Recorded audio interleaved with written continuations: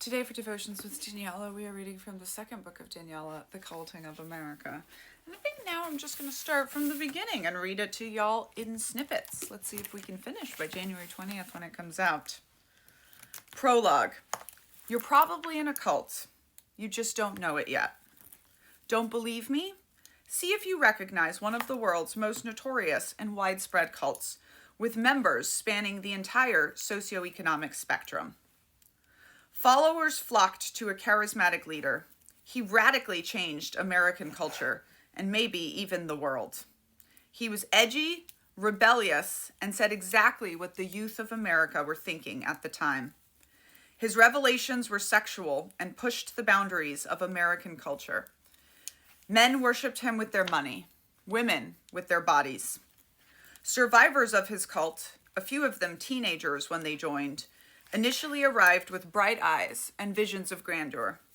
Little by little, they began to feel trapped, caught in a world they hadn't signed up for, filled with high commune walls, isolation, and constant surveillance.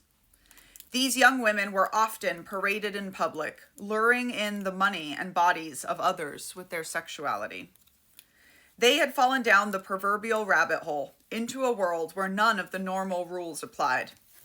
To the outside observer, they lived glamorously, while internally they sublimated themselves in order to play their parts, allowing their emotions to be deadened and suppressed, and their bodies and labor to be exploited. Even years after their leader's death, the cult rakes in millions from followers of the Playboy brand. How did so many come to believe that Hugh Hefner was changing the world for the better? This description wasn't Jim Jones, the Branch Davidians, Nexium, or the Children of God. You're going to read my story. Signed copies attached here. The Playboy organization, more or less accepted by mainstream society, isn't the faraway, sinister, and strange world we think of when we hear the word cult. How could an organization so well known actually be something a cult scholar like me could compare to a sex cult?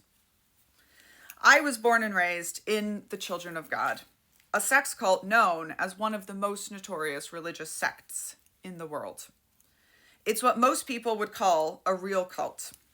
As a survivor, a scholar, and someone who has already written one book about life behind the walls of the cult, I find a stunning number of parallels between the life I survived and what is woven through the reports of the survivors of life at the Playboy Mansion.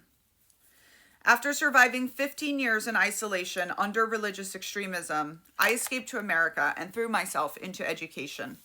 I became an intelligence officer in the U.S. Army, another kind of total institution. Later, I studied terrorists for my job and then earned my master's in organizational psychology at Harvard during the pandemic, just as the world slipped into its own strange cult-like isolation.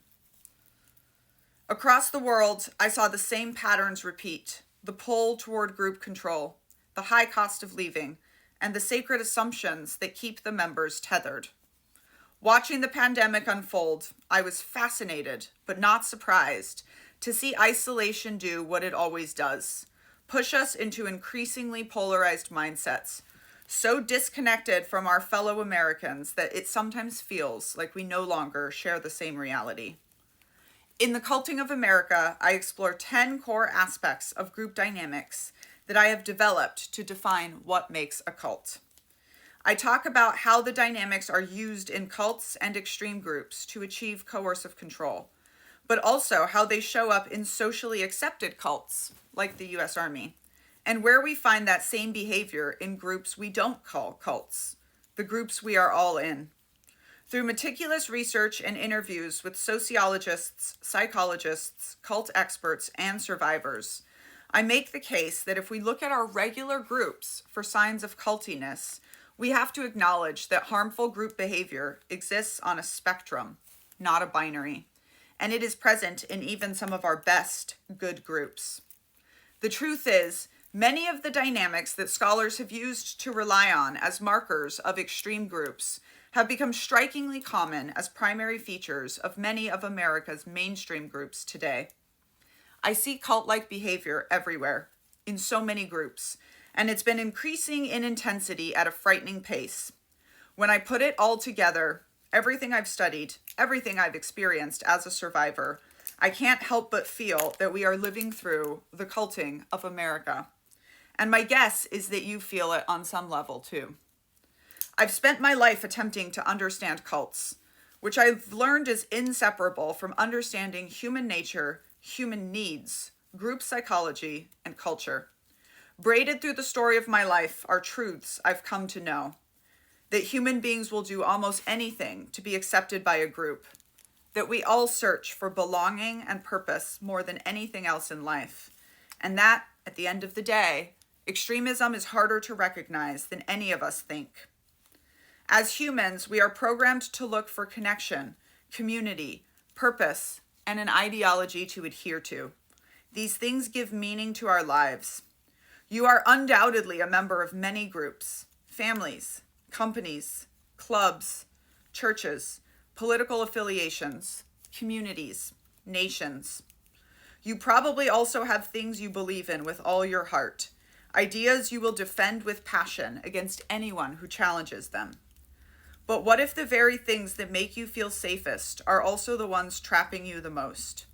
When does conviction turn into an us versus them mentality?